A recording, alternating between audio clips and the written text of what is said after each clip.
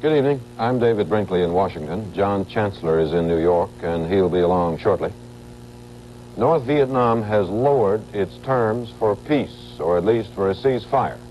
It says if the United States will say when it is pulling its troops out of South Vietnam and stop sending planes over the north, the shooting can be stopped and peace negotiations begun. This time, today, Hanoi did not include the demand it has always made before, a coalition government in Saigon. It said simply this could be left for discussion later. The American position has been, and apparently remains, that the U.S. will discuss a time for withdrawing its troops only when the communist forces will discuss withdrawing theirs. But again, Hanoi has lowered its demand, and it isn't known yet what response it will get. John? Secretary of State Rogers took a tough line against Hanoi today at his news conference. Rogers said that recent administration statements about more bombing of the North do not mean that it will be resumed on the massive scale of 1965 to 1968, but that the president is leaving open his options to protect our men as they are withdrawn from Vietnam. One of the topics brought out at today's long and wide-ranging session with reporters was the prisoner list which North Vietnam gave to Senators Fulbright and Kennedy yesterday. And this is what Rogers had to say about that today. Now, the fact is that it was a contemptible maneuver by the other side, calculated to divert attention from their failure to comply with international law or with rules of ordinary human decency. They asked two well-known senators to send representatives to Paris. Obviously, that conveyed the impression that there was something of substance that they were going to convey to those senators. And it raised the hopes of the families when they heard that there was a new list and that it was presented in this fashion. Now, the fact of the matter is that the list contained the same names that had been given to Cora Weiss some months back by the North Vietnamese. If the other side has any interest in complying with international law or rules of human decency, for that matter, there are well-established ways to do it. As I say, I think it was a contemptible maneuver and should be recognized as such. John? I want to ask a clarifying question on the Middle East. When you say that the United States is prepared to play a role in peacemaking or peace preservation out there, do you include the possibility of U.S. participation physically with troops? We have not excluded the possibility that the United States might play a peacekeeping role if it was accepted by the parties themselves, and it was not a substitute for an agreement, but it would be added assurance that the agreement would be observed, and if it could be done under the auspices of the Security Council of the United Nations or something else. As I say, I don't want the thought left that we've come to that conclusion. I'm just saying that we've not totally excluded that as a possibility. In Vietnam, communist troops today began a 3-day ceasefire, and things were fairly quiet. The Allied Christmas ceasefire begins in a few hours. These ceasefires do not affect the war in Laos and Cambodia, and there were 2 small battles in Cambodia today. There were also some unusual deserters turning up in Cambodian army camps, members of the Khmer Rouge, the Cambodian equivalent of the Viet Cong, who are saying they can't get along with their allies, the North Vietnamese. Cambodia's only deep-water port at Kampong Som has been closed now for over a month. There was only one way to move goods inland to the rest of Cambodia. That was the main highway. The communists cut the highway on November 21st, and it is still closed. Cambodia could move supplies up the Mekong River to the capital at Phnom Penh, but that would take a South Vietnamese military escort. So far, the South Vietnamese government has said it will not send one. The only other way of moving things is by air, but Cambodia doesn't have enough airplanes to make air shipments practical. So business in Kampong Som is going badly. The once glittering playground for Prince Norodom Sihanouk now appears to be nearly a ghost town. Cambodia's only oil refinery is at Kampong Som, but it is shut down because there is no way to deliver its finished product out of the city. This lack of oil is creating a major problem at Phnom Penh. The highway has been cut off before, but not for so long a time. The oil stockpiles are running low in Phnom Penh, so low that motorists are allowed but 5 gallons of gasoline per day. The filling stations are closed a good part of the time. The fuel shortage is cutting into military operations too, especially in the Cambodian Air Force. The communists have now cut nearly every major highway into Phnom Penh, leading observers to feel the position of the city and of the Cambodian government is becoming more precarious every day. Tom Snyder, NBC News, reporting. This is NBC Nightly News, Wednesday, December 23rd, 1970. Look, Cindy. Grandma brought you some Pampers. Grandma doesn't want to wash diapers, right, Cindy? No, Henry Gibbs. Pampers are better than diapers. Think she knows the difference? She knows Pampers keep her drier. Here's why. Moisture goes through Pampers Stay Dry lining and is trapped below, away from baby. So baby stays drier, inside and out. Pampers, for drier, happier babies. You women, you think you know everything. We do. There were further changes today in the leadership of Poland, the consequences of last week's rioting. It had been expected that Józef Cyrankiewicz would not last much longer as premier, and he did not. He was moved today to the largely ceremonial post of president. Cyrankiewicz was succeeded by Piotr Jarosewicz, a noted economist who promptly told the people that a new economic plan would be worked out and relations with the Catholic Church would be improved. Edward Gehrig, who took over from Władysław Gomulka as the communist boss of the country, said the price increases which caused the rioting would stay, but he did promise that $300 million, its equivalent, would be spent on the poor. This is the city of Szczecin, one of the Baltic seaports in which there was rioting. These people are leaving a factory and going about their daily concerns calmly, and that is exactly the impression the Polish government wants to convey in these films. But reports coming out of Szczecin indicate that the riots there were quite serious, that at least 40 people were killed. That was the story that Bengt Göransson, a Swedish radio reporter, took out of the country with him. We were arrested and taken to the central prison for examinations. In the prison there were hundreds of students and workers who had participated in the riots, but they had managed to save their lives. According to a doctor of the Central Hospital in Szczecin, about 50 persons were killed, and among them about 10 women and children. When we left Szczecin, it was still curfew, and the workers were striking. Warsaw was another matter. There was no outward trouble in the capital, and Polish cameramen had no difficulty producing people carrying Christmas trees, buying willow branches, and shopping in department stores. But it can also be seen that there are few shoppers and little of the genial bustle characterizing a holiday so important in a Catholic country. The plain fact was that the Poles of Warsaw, like Poles everywhere in the country, just didn't have the money to buy what was on sale, and that is why many of them rioted in the first place.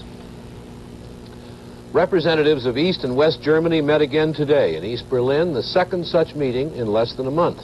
Neither side would say what was discussed precisely, but the meeting lasted 4 hours, and there are likely to be more, which has produced a slight uneasiness among some Western diplomats. David? Last Friday, the Atomic Energy Commission set off another nuclear test underground in Nevada. For what purpose, if any, it has never said. It leaked, and it sent a cloud of radioactive material 8,000 feet in the air, and it drifted northward, at least as far northward as Wyoming. It is not certain that it has not drifted into Canada, violating the treaty with Russia and 100 other countries. Today, the Atomic Energy Commission said it was trying to find out what caused the leak, but radiation at the site of the test is so high and so dangerous, nobody yet has been able to get close enough to see what went wrong. Spain put a group of Basques from the mountainous north on trial for murder and other crimes after they demanded independence from Spain. The northern city of Burgos is safely out of the Basque perimeter. It's a garrison town and politically neutral. This is apparently why General Franco chose Burgos for the trial of the 16 Basque nationalists. It seems that Franco committed one of his rare tactical blunders in making the trial open. It made public property out of what had been, in earlier cases, purely Spanish business. Here in San Sebastian, a principal port city of the ancient Basque kingdom, the fight for a separate nation has lain dormant, but the dream still lingers. The dream was revived abruptly 5 years ago by a militant splinter branch of the Basque Nationalist Party. The ETA, as it's known, made its most audacious move when it kidnapped the West German consul here in San Sebastian and threatened to kill him if any of the 16 defendants at Burgos got the death sentence. Most Basques agree with ETA's goal of recreating a Basque entity. Not all agree with the tactics of ETA. The Spanish government in recent years began to relax its total ban on the Basque language. The ban was one way of enforcing the concept of national unity on the region. The awaited sentences on the 16 Burgos defendants cannot change the basic conflict between Basque and Spaniard. If the sentences are lenient, it will show the world that the Franco regime may be becoming more liberal. But the Basques will see any leniency as a sign of weakness. If Madrid demands the death penalty, it will give the ETA an even stronger cause. David Weber, NBC News, San Sebastian. Regis Debray is a French Marxist revolutionary seen by the radical left as a romantic figure. He went to Bolivia 4 years ago with Ernesto Che Guevara, and the two of them, with a band of guerrillas, tried to organize a revolution there.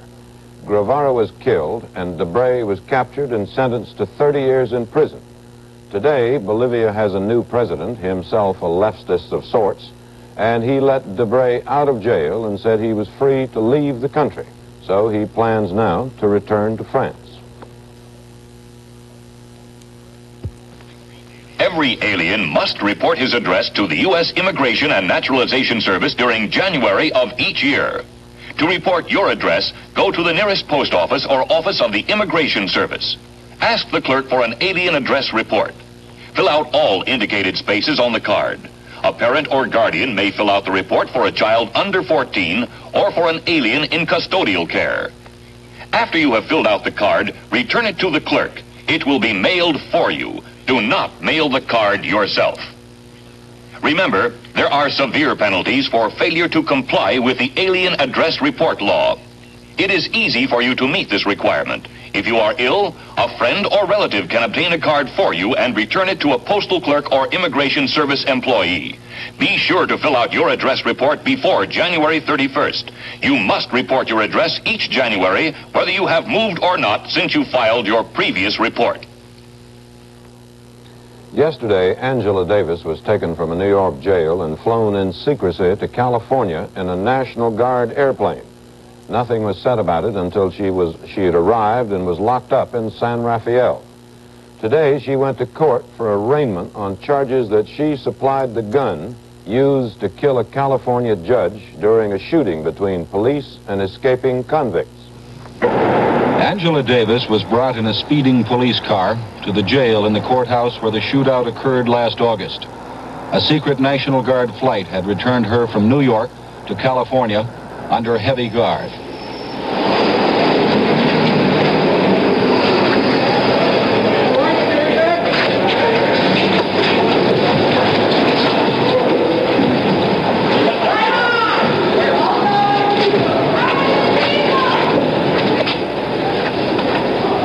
Today, everyone entering the Marin County Hall of Justice was searched as authorities got ready for Miss Davis's arraignment.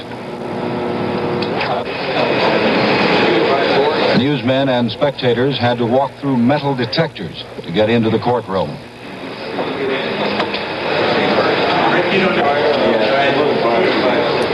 Again, the clinch fist salute as the self-proclaimed communist and former philosophy professor entered the courtroom for her arraignment. She talked with New York attorneys John Apt and Margaret Burnham. They had fought unsuccessfully to prevent her extradition from New York to California. When the hearing actually began, Miss Davis entered no plea to the charges of murder and kidnapping. She said she wants more time to hire a California lawyer, and the judge gave her until January 5th to plead. Officials had feared some kind of a protest demonstration during the proceeding today. There were only a handful of Miss Davis's supporters. They protested very weakly. But later, there was a bomb threat in the building, and even though no bomb was found, authorities still worry about some kind of violent action before Miss Davis comes to trial. Don Oliver, NBC News, San Francisco. Lately, there have been several revelations about the Pentagon's military intelligence spying on civilians, making notes, photographs, and compiling dossiers, not only on political figures, including Adlai Stevenson III, but also on Roman Catholic priests not involved in politics. Congress complained and will investigate early in the year. Today, Defense Secretary Laird ordered the military intelligence reorganized and put under direct civilian control himself, rather than the Joint Chiefs of Staff. John?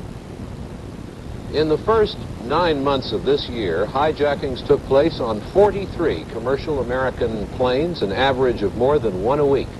But since government guards have been riding passenger planes, there have been only 4 hijackings, and none has taken place on a guarded plane. Today in Washington, the first class was graduated from Sky Marshal's School, and each graduate got a .38 caliber gift. The first class of permanent federal air marshals was graduated in Washington today. They were hired to prevent airplane hijackings. Each man had 4 weeks of training, courses in law, self-defense, firearms. Each got a graduation present, a .38 caliber Smith & Wesson, and a box of bullets. Pictures were allowed today, but because the men don't want to be identified, no faces. They will replace other government agents who've been riding airliners as guards since mid-September. You've been very carefully selected. You're mature individuals. You are believed to have mature judgment that you will apply in the interest of passengers aboard aircraft and in the interest of the airplane itself.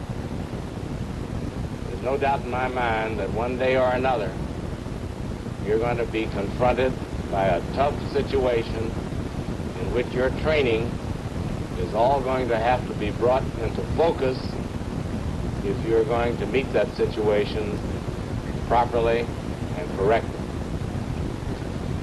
46 men were graduated today. By this time next year, the government hopes to have a force of more than 2,000. One of the new marshals said they would use their guns only when they were certain no one but the skyjacker would get hurt. I truthfully do not believe that any man coming out of this course will ever be involved in what people term a shootout. If there is any shooting, it'll be one shot, and the person will be dead. There won't be any bang, bang, back and forth. No Old West games up there in the air. NBC Nightly News continues, brought to you by Kent Cigarettes. Light up a Kent and let the good taste happen. What a good time for a Kent. People are really together on new Kent menthol. Guys told me about them. They were right. Kent got it all together. Kent has got it all together. New Kent Menthol 100s. Brisk, breezy flavor. Exclusive micronite filter. Good, rich taste. They're all together now. All the refreshments of menthol. All of the things of a Kent. It's all together. The Penn Central Railroad put out another staggering financial report today. The company in the first 10 months of this year lost $252 million. That is 5 times as much money as Penn Central lost in the first 10 months of last year. The Secretary of Commerce, Maurice Stans, said today that the talks between the Japanese and the Americans on textiles, which have dragged on unproductively for a long time, have been suspended until next year. One more shopping day until Christmas, and it is possible now to estimate how much people have been buying in this troubled economic year. And as we see in these reports, the answers are mixed. At the beginning of this month in New York City, people were not spending money. The major department stores anticipated that Christmas sales would be drastically down. Then 10 days ago, something of an economic miracle occurred. Business picked up and got better each day. Now the department stores are predicting this will be one of their best Christmas seasons ever. Well, right now I'm very happy. Business has come along. We've got to a point where I think we're going to have one of the biggest Decembers ever. If you would ask me the same question the middle of the month, I don't think I could have been as happy about it. It did look as if we were going to have some problems, but as I say, we're very pleased with the progress of business. I still think people are concerned about spending their money. I think that's a good thing, but this month it proves they are spending. One of every 3 workers in Washington works for the government, generally white-collar jobs at good pay. Some civilian and military workers have been laid off, but not many. Unemployment is low. So Christmas sales are 6% above last year. 4% of that is from higher prices. Big and expensive gifts are not moving well. Boots and clothes for women are selling well. So are men's fashions, especially bright ones. 2 big department stores slashed their toy prices because of competition from discount toy stores. Suburban stores are outselling downtown stores, but crime in Washington is down, street lights are brighter, and fewer shoppers seem frightened of coming downtown.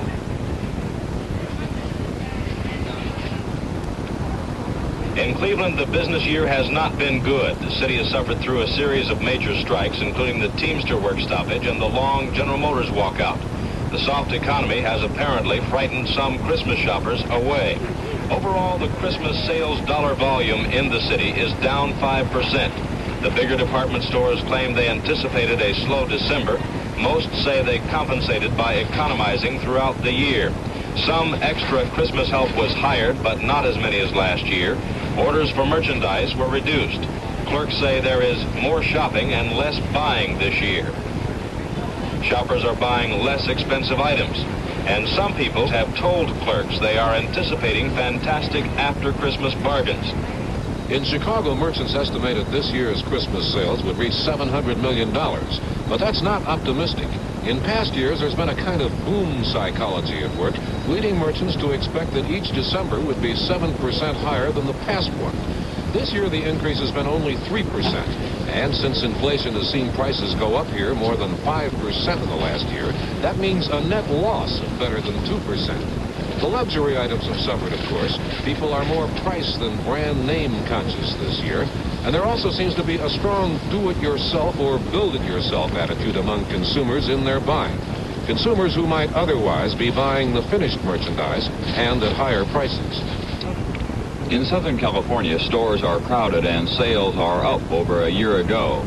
Still, it is not enough to keep pace with inflation, and so for most major retailers, it will not be a good Christmas.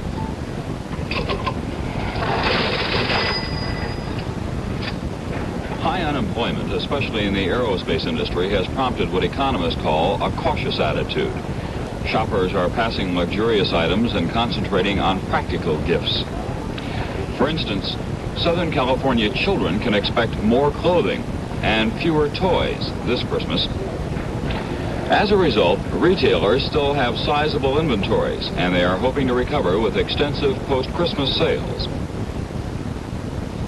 President Nixon signed today an order requiring all industries to get federal government permits before they can discharge waste materials into the water. This is based on an anti-pollution law passed in 1899, but until now seldom, if ever, enforced. The Food and Drug Administration has been testing swordfish, as it has also been testing tuna, for mercury, and it has found a lot of it. It says about 90% of the swordfish tested has contained twice as much to 5 times as much mercury as the federal standards allow. Mercury is a poison causing nerve and brain damage. Still, no one knows exactly how it is getting into the deep seas and into the fish. John? Charles Ruggles, one of the great character actors of the 30s and the 40s, died of cancer today in Hollywood. was 84 and will be remembered for a lot of fine performances, including Ruggles at Red Gap. The Federal Trade Commission has been planning to order cigarette manufacturers to list tar and nicotine content in advertising. But today, the FTC said it was suspending the order to give the industry a chance to do this voluntarily. In Jacksonville, Florida today, a group of immigrants was taking the oath of naturalization as citizens, which includes the phrase to bear arms on behalf of the United States. One woman, an immigrant from Colombia, said she couldn't accept that phrase, so she didn't get her citizenship. She said, "I can't stand to have guns around," and the authorities are trying to figure out how she can get it without making the pledge to bear arms. It hasn't been much of a Christmas season in Italy so far. There's a strike of 120,000 electrical workers that has caused power cuts, and today snow and rain made matters worse. The Soviet Union reported today that all 10 Russian Jews on trial there for treason in an attempted plane hijacking have pleaded guilty and said TASS they repented. The Atomic Energy Commission said today it has recorded seismic signals from a Soviet underground nuclear explosion in the desert south of the Ural Mountains. Not much happened today on the New York Stock Exchange.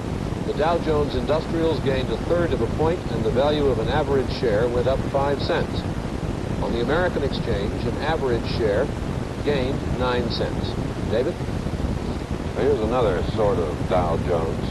Last year at this time, frankincense was 35 cents a pound. Today it's quoted as 48 cents, up 13. Myrrh was 75 cents a pound. Today it's 80, up a nickel. Gold is $37.90 an ounce, unchanged. But except for that, it is clear that inflation is rampant everywhere. Thank you, and good night for NBC News.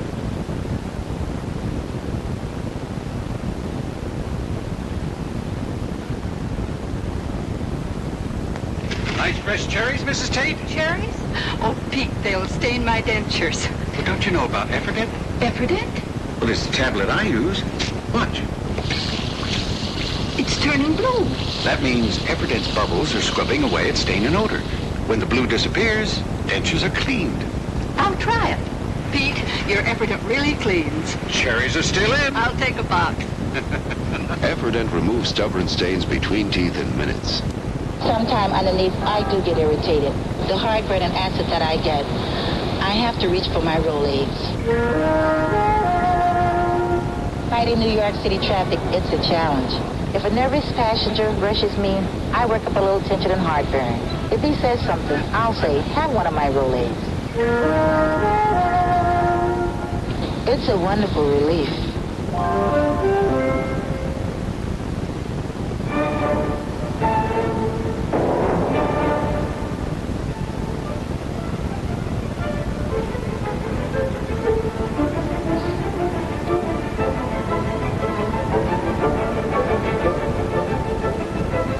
Produced by NBC News, which is solely responsible for its content.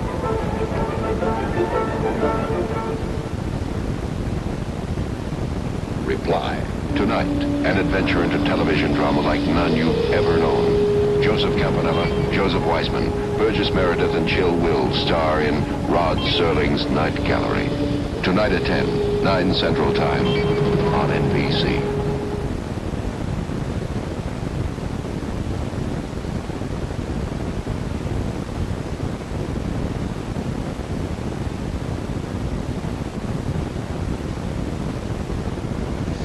Good evening, I'm Al Vex, and these are the headlines that set the scene at 6. Councilman